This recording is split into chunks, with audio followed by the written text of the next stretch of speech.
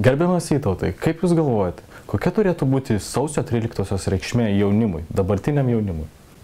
Pirmiausiai, per tą pačią prizmę, per kurią žiūrima į Žalgirio mūšį, į nepriklausomybės karus, į pasipriešinimą okupacijai.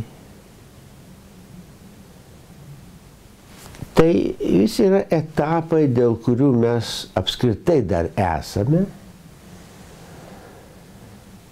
ir kuo nors esame.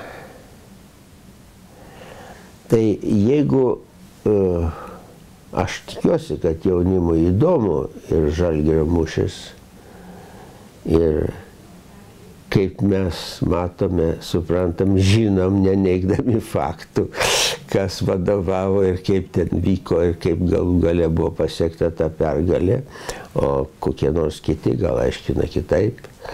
Bet tai ne mūsų reikalas, mes tiesiog žinom, todėl kad mums įdomu. Tai ir sausio 13 tiems, kurie tada negyveno, turi būti nemažiau įdomu. O čia dar yra didelis privalumas, kad tu ne vadovėlį skaitai, kur kokie nors istorikai parašė puslapį apie Žalgirio mūšį. Aplink tave vaikščia daugybė istorikų, kurie gali papasakoti, kaip tai buvo.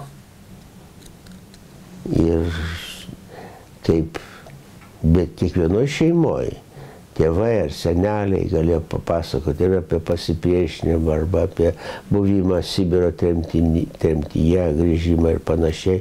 Tai yra vaikščiojantys istorijos vadovėliai ir įtikinamesni negu tai, kas ten rašyta, redaguota ir suspausta į tą paskirtą eilučių skaičių.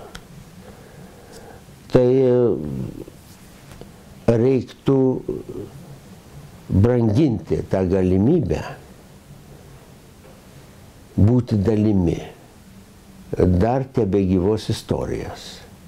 Nors tavęs ir nebuvo, bet tavo tėvai buvo.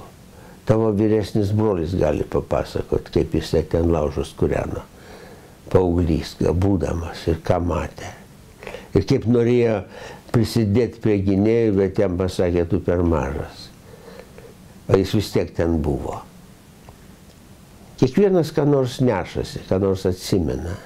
Ir tai yra tebesitęsianti sausio 13.